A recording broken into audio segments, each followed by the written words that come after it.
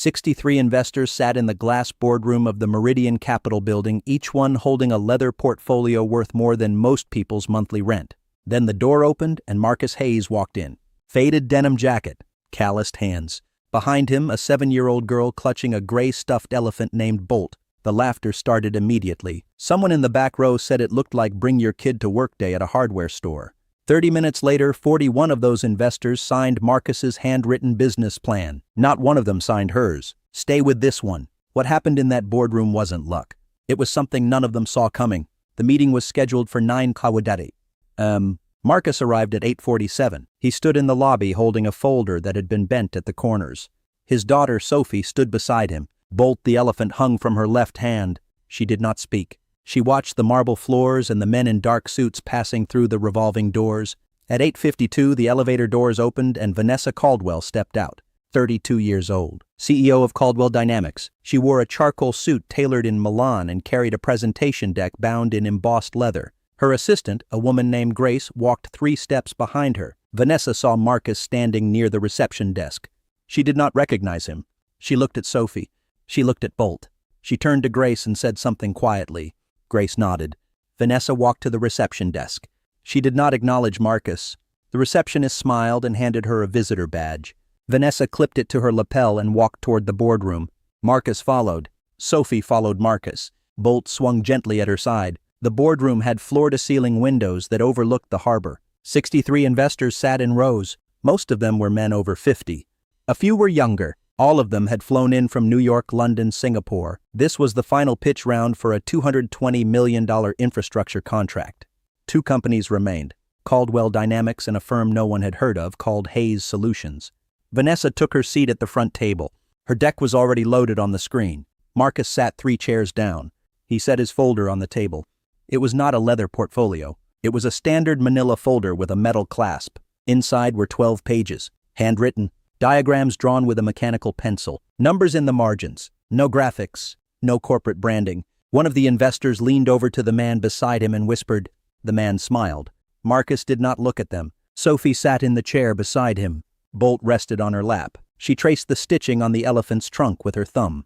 At 9:03, the moderator stood. His name was Richard Bowman. He had been running investor rounds for 30 years. He welcomed the room. He explained the format. Vanessa would present first, then Marcus, then questions, then the vote. Vanessa stood. She walked to the front of the room. The lights dimmed. Her presentation appeared on the screen. Slide 1 was a high-resolution rendering of a bridge spanning a river. The typography was flawless. The color palette was navy and gold. She spoke for 18 minutes. Her voice was clear. Her data was precise. She cited case studies from Germany, Japan, and Denmark. She used phrases like scalable integration and iterative frameworks. The investors nodded. Some took notes. When she finished, the room applauded politely. Richard thanked her. He gestured to Marcus. Marcus stood. He did not walk to the front. He remained at the table.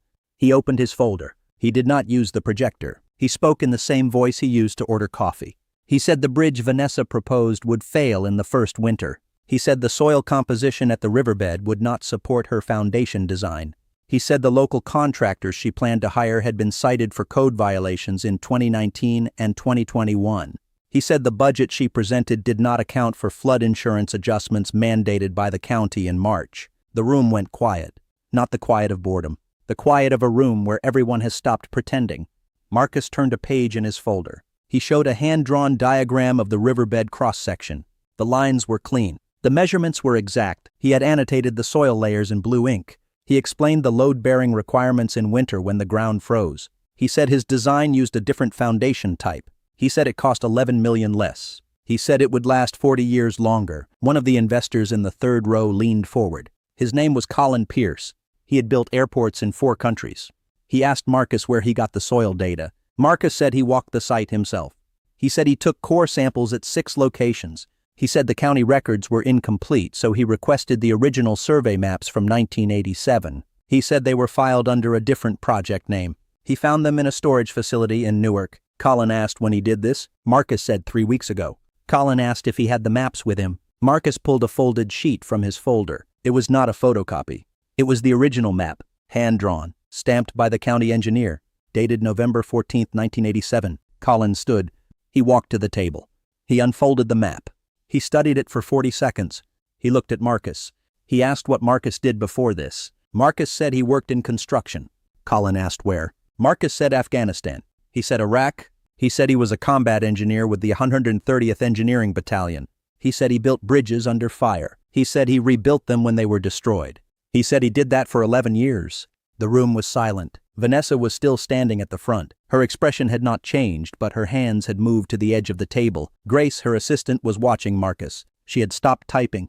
Richard asked Marcus to continue. Marcus turned another page. He showed a timeline.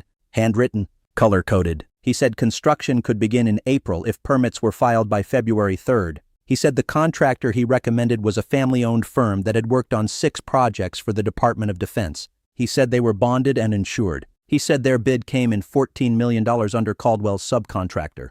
He said he had the signed estimate in his folder. One of the investors asked to see it. Marcus handed it across the table. The man read it. He passed it to the woman beside him. She read it. She passed it to the next person. The document made its way around the room. No one spoke while it traveled. At 9:34, an investor in the back stood. His name was Thomas Lyle. He was 71 years old. He had been investing in infrastructure since 1983. He asked Marcus why his plan was handwritten. Marcus said he did not have the software Vanessa used. Thomas asked if that bothered him. Marcus said no. He said the numbers worked whether they were printed or written. He said the bridge would stand or it would not. He said presentation did not change physics. Thomas smiled. He did not sit down. He said he wanted to ask Vanessa a question. Vanessa stepped forward. Thomas asked if she had walked the site. Vanessa said her team had conducted a remote assessment using satellite imaging and county records. Thomas asked if anyone from her team had physically visited the location. Vanessa paused. She said they had scheduled a site visit for next month. Thomas said next month was too late. He said the ground was already freezing. He said winter data mattered more than summer projections. He sat down. The room shifted. Phones came out. Investors began texting. Marcus closed his folder. Sophie was tracing the seam on Bolt's ear. She had not looked up once. At 9:41, another investor stood. Her name was Eleanor Cross. She ran a fund that specialized in public works. She asked Marcus how much he was asking for. Marcus said $208 million. She asked what Caldwell's bid was. Richard said $220 million. Eleanor asked what the $12 million difference covered. Marcus said it did not cover anything. He said his design cost less because it did not include unnecessary features. He said Vanessa's design included decorative railings and stone facades. He said those additions did not improve safety. He said they improved aesthetics. He said aesthetics did not matter to a bridge that needed to hold 40,000 vehicles per day. Eleanor asked Vanessa to respond. Vanessa said the decorative elements were part of the city's design guidelines. She said they had been requested by the mayor's office. Marcus said the mayor's office had updated those guidelines in October. He said the new version removed the decorative requirements. He said the updated document was public record. He pulled another sheet from his folder. It was a printout from the city's website, dated October 19th. It showed the revision. Vanessa looked at Grace. Grace opened her laptop. She typed quickly. Her face did not move, but her shoulders dropped slightly. She turned the screen toward Vanessa. Vanessa read it. She did not speak. Richard called for a 10-minute recess. The investors stood. Some walked to the coffee station. Others stayed in their seats and made calls. Marcus did not move. Sophie leaned against his arm. Bolt rested between them. During the recess, Colin Pierce walked over to Marcus.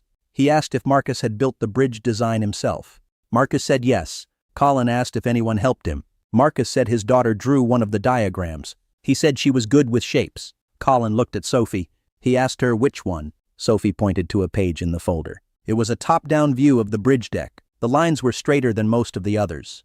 Colin nodded. He said it was a good diagram. Sophie did not smile, but she held Bolt a little tighter. At 10:02, the recess ended. Richard asked if there were further questions. An investor in the second row raised his hand. His name was David Ortiz. He asked Marcus how he planned to manage the project.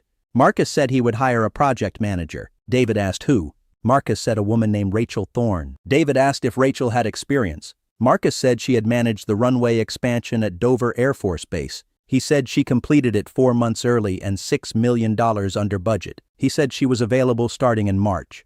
David asked how Marcus knew her. Marcus said they worked together in Iraq. He said she saved his life in 2011. He did not elaborate. David did not ask him to. At 10:09, Richard asked for closing remarks.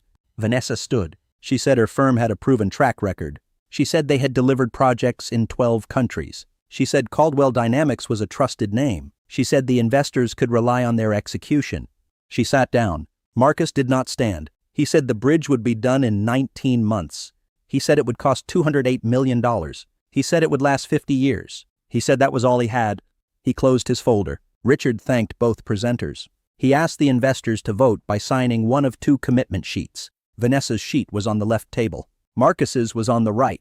He said they had 15 minutes. The investors stood. They moved slowly at first. Then one man walked to the right table. Then another. Then a woman in the third row. By 10:17, 23 investors had signed Marcus's sheet. By 10:22, 41 had signed. Vanessa's sheet had 18 signatures. Vanessa stood at the front of the room. She did not move toward the door. Grace stood beside her. Grace said something quietly. Vanessa shook her head. She walked to the right table. She looked at the signatures. She looked at Marcus. She asked to speak with him privately. Marcus stood. He told Sophie to wait. Sophie nodded. Bolt stayed on her lap. Marcus followed Vanessa into the hallway. Vanessa closed the door. She asked Marcus where he learned to do this. Marcus said he learned in the army. She asked why he left. Marcus said his wife died. He said Sophie needed him home. Vanessa asked when. Marcus said 2 years ago. Car accident, Route 17. She was driving home from work. Vanessa was quiet for 6 seconds. She said she was sorry. Marcus said thank you. She asked why he did not tell anyone in the room about his background. Marcus said they did not ask. She said they would have listened differently if they knew. Marcus said the plan worked whether they knew or not. Vanessa asked if he had a team. Marcus said no. She asked if he planned to build one. Marcus said yes. She asked if he would consider a partnership. Marcus said with who? She said with her. She said Caldwell Dynamics had the infrastructure.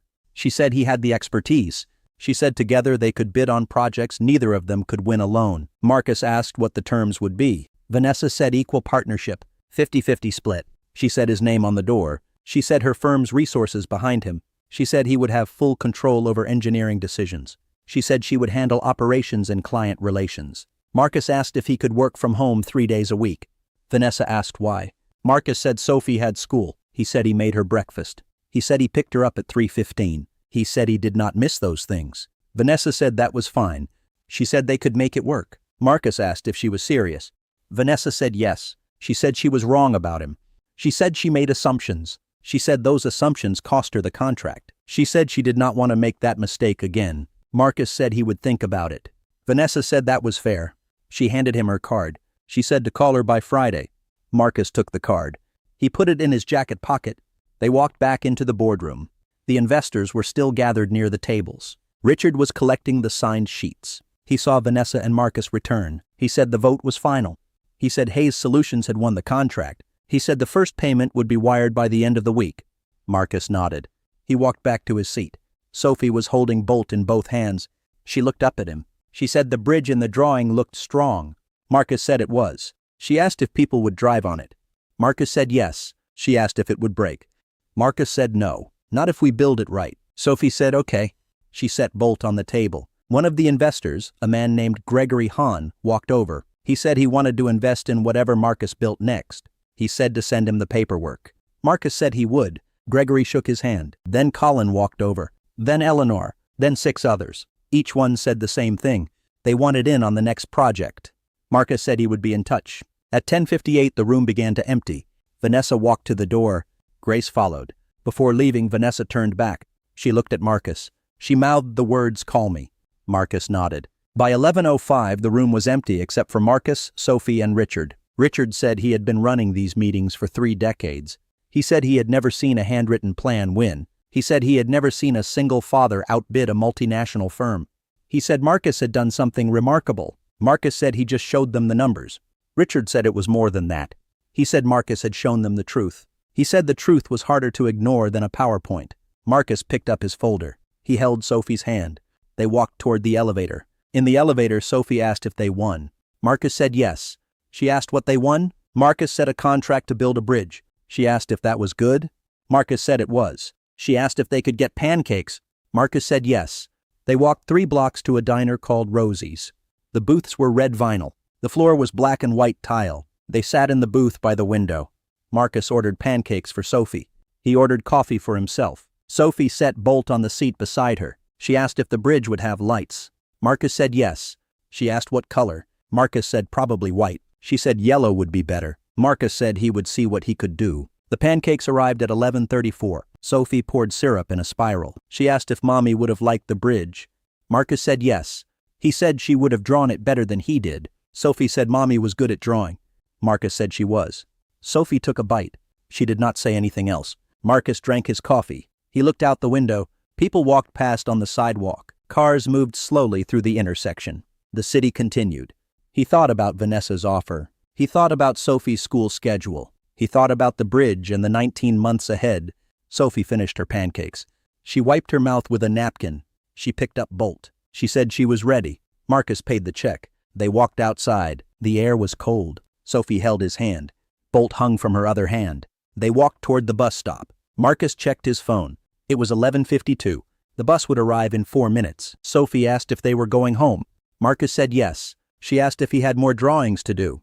Marcus said probably. She said she could help. Marcus said okay. She said Bolt could help too. Marcus smiled.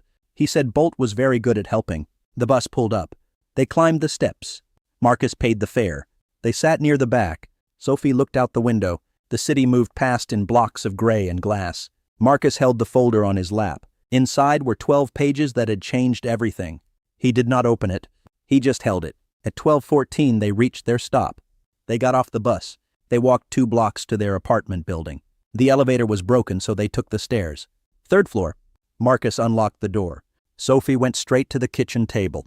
She pulled out her crayons. She asked for a blank page. Marcus tore one from the back of his folder. She started drawing. Marcus made more coffee. He sat across from her. He watched her work. She drew a bridge. Yellow lights. Bolt sat beside the paper. Marcus picked up his pencil. He started sketching the next phase of the plan. Sophie hummed while she drew. The apartment was warm. The afternoon stretched ahead. They worked in silence. Together,